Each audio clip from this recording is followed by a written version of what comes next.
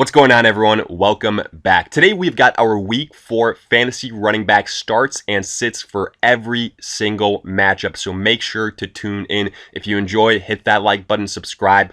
Also check us out online at alldaypigskin.com. Join our free newsletter to get access to exclusive content. Become a VIP to get personalized season-long fantasy advice from yours truly. And then give us a follow on Twitter at alldaypigskin to continue interacting with us, asking us questions as the week progresses. But in the meantime, let's get right into it. Before getting into our breakdowns, we want to give you guys a quick word from our sponsors at Overlay Fantasy Sports, who are taking DFS to a whole nother level. And by now, you might have already heard us talk about their all-new matchup shop function, but that's because it's absolutely awesome. And we want to continue to shed some light on it, as we think it's absolutely unique, exciting, and we take advantage of it every single game day. And you should too, because betting on the same old Team A versus Team B game can get a little bit boring, a little bit stale. But looking at the matchup shop function at Overlay Fantasy Sports, it allows you to pick individual player matchups throughout pretty much any given game, not just through the NFL, because as you can see here, you can bet on golf, MLB, or even the NBA, but focusing specifically on the NFL. The betting here works the exact same way you used to it. You can look at specific spread picks in a single matchup between quarterbacks, running backs, tight ends. So for example here, if you think that Joe Burrow and Carson Wentz is an intriguing matchup like we do, with Carson Wentz getting +2, so if his overall fantasy scoring is within 2 points of Joe Burrow and you bet on Wentz, well, guess what? You are going to cash in. And like we said, don't worry, you can bet on not only quarterback matchups, you can look at wide receivers, Julio Jones or Calvin Ridley, DeAndre Hopkins or Will Fuller. There's some great matchups here, and just like a regular bet, add on to it. Get a little bit of a parlay action going and double your winnings. It's extremely exciting, extremely fun, and extremely easy to get into it. So take advantage of this. All that homework you guys are doing to benefit your fantasy lineups, well, let's have it benefit your wallet as well. So check out Overlay Fantasy Sports now. Our first match of the week on Thursday, we've got the Broncos at the Jets. And here, when it comes to starting running backs, you mainly want to focus on the Broncos backfield. And that currently is Melvin Gordon, but you can see that we tentatively have Phillip Lindsay listed as a start as well. Now, obviously, that would depend on if he returns from his injury. And there are some reports that believe that that could happen. Now, obviously, you need to track the status of that situation as we get closer, because if he isn't available, then Melvin Gordon becomes an even more solid of a start, because the Jets honestly don't scare anybody, and Melvin Gordon without Lindsay should be in store for maybe a low-end RB1 type of production day. If Lindsay is there, I would probably say that you're looking at low to mid-level RB2 production from both of these guys, because they were pretty close to splitting carries prior to Lindsay's injury. And then as far as the Jets, you're not starting a single damn running back here. As long as Le'Veon Bell is injured, which is currently still the case, we don't feel good about Frank Gore. The Jets right now are just plain and simple the worst team in the NFL. And with them usually finding themselves in a hole relatively quickly, the running attack kind of tends to be forgotten about. So for that reason, we have to fade Frank Gore. Then we've got the Saints at the Lions, and Alvin Kamara is a must start every single week. Without Michael Thomas, he has been absolutely on a tear as the main wide receiver, even though he's a running back for the Saints. Now, potentially, Michael Thomas could return for this matchup, so keep in mind, maybe if that's the case, that the ceiling isn't quite as high for Kamara, even though he's still an absolute RB1 elite tier 1 stud. As far as the sits, we're sitting Kerryon Johnson, pretty much Adrian Peterson, DeAndre Swift, aka the entire Lions backfield. We continue to say this. Yes, Adrian Peterson is getting the bulk of the carries, around 15 to 16 carries per game, but in what should be a relatively high-scoring game here, I just don't see the Saints losing 3 games in a row. I think they come out firing, and it's going to be pass-heavy, and the Lions are going to have to focus on those wide receivers, those tight ends. Well, I think we could see an abandoning of the rushing attack, or at least focusing on pass-catching running backs, which is Kerryon Johnson and DeAndre Swift. But again, they won't get enough usage on their own. So for that reason, we are fading that backfield in general. Then we've got the Chargers at the Bucks. We're starting Austin Ekeler. That's the main running back we feel comfortable in this matchup starting at this point in time. Now, keep in mind, the Chargers are not facing the atrocious defense of the Carolina Panthers yet again here, so I would temper up my expectations. The Buccaneers have a better run defense in general, and, we could see a potential Josh Kelly return here in terms of some usage, but I doubt it. I do think we saw last week that Ekeler is the guy. Hopefully the head coaches saw that as well. He's really the better all-around running back. And as far as the sits, Leonard Fournette and Ronald Jones, it seems like the Fournette breakout was a little bit too rushed. And versus the Chargers, they've got a decent defense. I don't see either one of these guys separating themselves. I think it'll probably be the passing attack that has a bigger focal point here. So for that reason, I'm sitting both Fournette and Ronald Jones. And like we said, we're sitting Josh Kelly. And for the main reason that his floor is very low, and in a tough matchup, we just don't trust him enough. Ekeler is getting the passing work. He's the running back to own here. Probably a low-end RB1 for this matchup for Ekeler. Then we've got the Jaguars at the Bengals.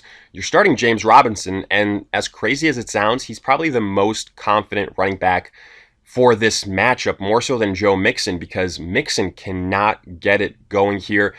This will probably be his best matchup before it's a slate of some really tough outings. So hopefully he can get it going versus the Jaguars, but his usage has not been where we would like to see. I think we now have to treat Joe Mixon as an RB2.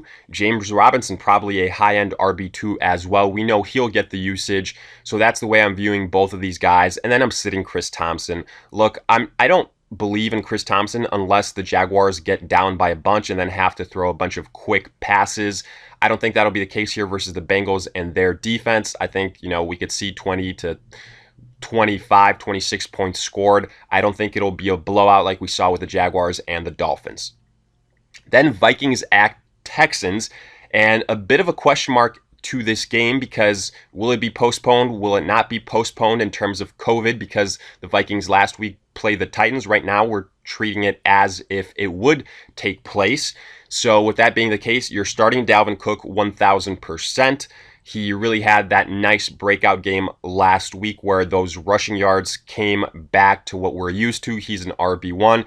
And then David Johnson, I like him to rebound and have a decent game here. Yes, he had a touchdown last week versus the Steelers, but other than that, didn't really do anything. But we just saw the Vikings get gashed by Derrick Henry, so I think David Johnson could be a high-end RB2 this week. Moving on, we've got the Seattle Seahawks at the Dolphins. The big news here, Chris Carson expected to miss time, which means fire up Carlos Hyde. Yes, he doesn't have as big of a ceiling in terms of a pass catcher, almost no ceiling in terms of that perspective. So he's not really an RB1, but I would say mid-level RB2 here because the matchup, after all, is the Miami Dolphins. And even though Seattle Seahawks are absolutely tearing it up through the air, and Russell Wilson is absolutely sensational, I do think because of game flow and game script, we could see Carlos Hyde get some decent usage, some red zone opportunities. So I would say mid-level RB2, low-end RB2, somewhere in that range is what I expect. And then for the Dolphins, Myles Gaskin has separated himself. I still view him as a low-end RB2, and I don't think the game script will favor him here. I expect the Seahawks to go up big early, and then Fitzpatrick will have to just air it out continuously. So that's my perspective on Gaskin there. And then as far as the sits, yes, some people will be maybe a little bit high on Travis Homer with Chris Carson out, but I just don't think his value is enough as only being that pass-catching running back. And on third downs, Russell Wilson does such a great job of scrambling and finding other options or just rushing it on his own that I just don't see the value for Homer there. And then I'm also sitting Jordan Howard and Matt Breida. Like we said before, Myles Gaskin is the running back to own here. I'm not buying into Jordan Howard's, 3 rush attempts for 1 yard and 2 touchdowns. No, thank you. Then Steelers at Titans, and this is probably the biggest question mark here, similar to what we said about the Vikings and the Texans. Obviously, because of the Titans and those positive COVID tests, if they do play, though, keep in mind James Conner, Derrick Henry, both must starts. And if this game then doesn't take place, then we've taken some precautions and listed some other running backs here later on that you could go ahead and start instead, because there might be slim pickings due to a smaller amount of games. But either way, if this game does take place, I see both these guys as RB1s. Derrick Henry does have a very tough matchup. So for that reason, I wouldn't put him in a high-end to mid-level RB1. I'd probably say low-end RB1, similar to James Conner. Then Browns at Cowboys, starting Nick Chubb and Kareem Hunt pretty much every single week. Chubb is the guy to own in standard formats. Kareem Hunt is a reliable between 10 to 15 points, I would say, is his floor in full point PPR scoring. You throw in a touchdown, then it gets exciting for him. Chubb is an RB1, like I said. Kareem Hunt kind of in that RB2 conversation. Zeke an RB1 every single week, and this week is no different. From there, we've got the Cardinals at the Panthers. And you're starting both running backs here. Yes, Kenyon Drake was very disappointing, as were the Cardinals in general. They absolutely blew that game versus the Lions last week. One of the biggest shocks, upsets, but they just didn't have it going. I think if Murray had a better outing, then we might have seen Kenyon Drake have some more opportunities. But guess what? I think that will happen versus the Panthers. They have an atrocious run defense. We've seen what guys like Fournette have done against them. We've seen what Austin Eckler did. I think Kenyon Drake, if he doesn't get right here, he never will. I'm still taking a chance on him. Low-end RB1 this week. And then Mike Davis. That's exactly what we wanted to see from Mike Davis last week with Christian McCaffrey out. He's going to be out at least a couple of more weeks. So for that reason, Mike Davis is a high-end RB2, maybe even low-end RB1 in full-point PPR scoring. He got a lot of opportunities as a pass catcher. That's exactly what you want to see there.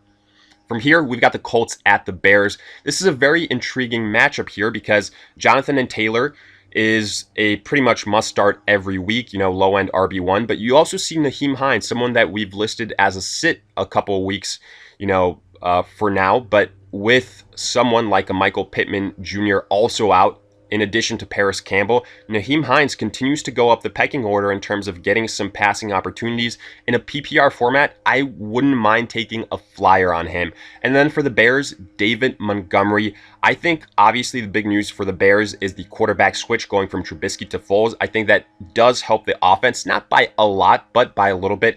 The biggest thing Montgomery has going for him is the injury, unfortunately, to Tariq Cohen, so he should get more opportunities to be a 3-down back. I anticipate higher usage.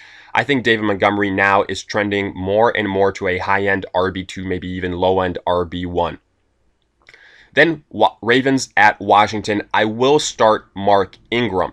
And this is one of those cases where we said if some of those games that we marked due to potential COVID concerns don't happen, then I think you might be forced into starting Mark Ingram. Yes, I've said it before, Mark Ingram, I think this year is an absolute, just regression candidate. I don't see the touchdowns being there. You've got Dobbins, you've still got Lamar Jackson, you've got Edwards. So there's a lot of competition is what we're trying to say, but I do think the Ravens bounce back from their loss to the Chiefs here versus Washington, and Ingram could stumble into a couple of, 1 to 2 yard touchdown situations. And then for Washington, honestly, Antonio Gibson, he's the guy that's getting more and more opportunities. Also, we see him from time to time as a pass catcher. He's the running back I feel the most confident here. Starting, I think he'll get opportunities, probably a low-end RB2. Next, we've got the Giants at the Rams, and here the only guy I really want to start is Darrell Henderson.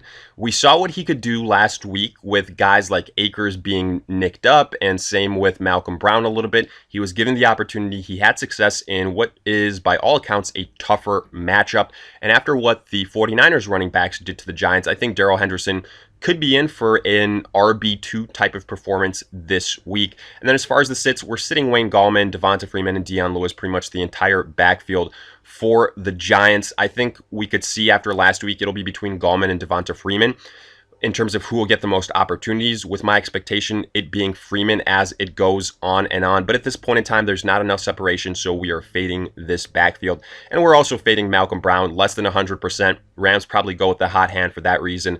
That'll probably be Darrell Henderson. Afterwards, we've got the Patriots at the Chiefs, and you can see here tentatively we have James White as a start. That's obviously if he returns from his absence, because I do believe this will be a high-scoring affair, and he is one of the top pass catchers on this team. In a full-point PPR scoring format, I would say that he's probably a low-end RB2. And then for the Chiefs, you start Clyde Edwards-Helaire every single week. This is an amazing offense with huge scoring potential. Clyde Edwards-Helaire, even in PPR formats, gets a little bit of a boost. He's the guy that you want to start in this matchup, RB1 type of situation. And then as far as the sits, I know Rex Burkhead is coming off a huge game, and Sony Michel to some extent too, but if James White returns, I would be sitting Rex Burkhead.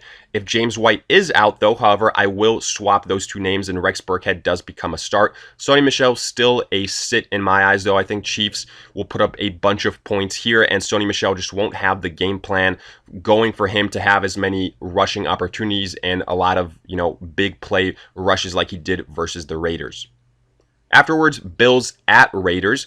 We're going to start Devin Singletary, and when given the opportunity with Zach Moss out, we saw that Singletary could definitely be the guy for the Bills, and maybe Zach Moss returns, but if he does, well, again, we've seen that Singletary is the hot hand. I do think the Bills will give him that opportunity again, so I like him as a low-end RB2 here. We saw the Patriots running backs have a lot of success versus the Raiders, and then Josh Jacobs, yes, this is a tough matchup, but he's still an RB1. I like him here versus the Bills.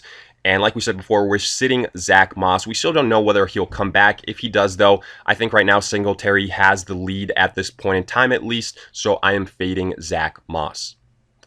Then we've got the Eagles at the 49ers. I'm starting Miles Sanders, and I think with every single passing week, Miles Sanders is getting a little bit better. And I know that the 49ers just had a great defensive effort versus the Giants, but I don't think that we'll see that again here. They've still got a lot of injured pieces on that defense. I'm still looking at Miles Sanders as a low-end RB1 this week. And then Jerick McKinnon, honestly, he's a guy that is probably a good sell high candidate, but if you're in need, Jerick McKinnon this week, not a terrible start. I think he's the running back to own out of the 49ers backfield compared to him and Jeff Wilson. I just think he's getting a little bit more rush opportunities. Obviously, if someone like Jimmy Garoppolo returns, the ceiling for both these guys increases. But right now, Jerick McKinnon, again, probably a low-end RB2 in terms of this matchup versus the Eagles. And then, like we said before, we're sitting Jeff Wilson. Yet, yes, he had some nice moments. But again, I think he's second in line behind Jerick McKinnon. And it's going to be a situation where it's pretty hard to predict on a week-to-week basis. He's going to be relatively touchdown dependent. And finally, we have got the Falcons at the Packers. You're starting Todd Gurley, and again, Todd Gurley is probably someone that we need to adjust our expectations with, probably a low-end RB2 for the remainder of the season, just not getting a lot of opportunities. The Falcons defense just not good enough to hold a lead, and that's forcing them to pass the football a bunch. Aaron Jones is obviously a must-start every single week. He's an RB1. Now, his ceiling won't be as high if Devontae Adams returns in terms of him being a pass catcher and full-point PPR scoring, but either way, he's a better option than Todd Gurley. And I would say I would also sit Brian Hill. Yes, he had a decent performance last week versus the Bears, but I think in a game here versus the Packers, that could be a lot higher scoring in terms of the Packers putting up points in bunches pretty quickly. Brian Hill could be phased out relatively fast in this matchup. So with that, we wrap up this breakdown of the Week 4 fantasy running backs to start and sit. And as always, let us hear it in the comment section. Did you agree? Did you disagree? Along with your own personal start and sit questions, we will do our best to answer them. And another quick reminder, if you enjoyed, hit that like button and subscribe. Check us out online at alldaypigskin.com. Join our free newsletter for exclusive free content. Become a VIP to get personalized fantasy advice from yours truly for the remainder of the season. And give us a follow on Twitter at alldaypigskin to continue interacting with us as the week progresses. But in the meantime, we'll see you guys in future videos.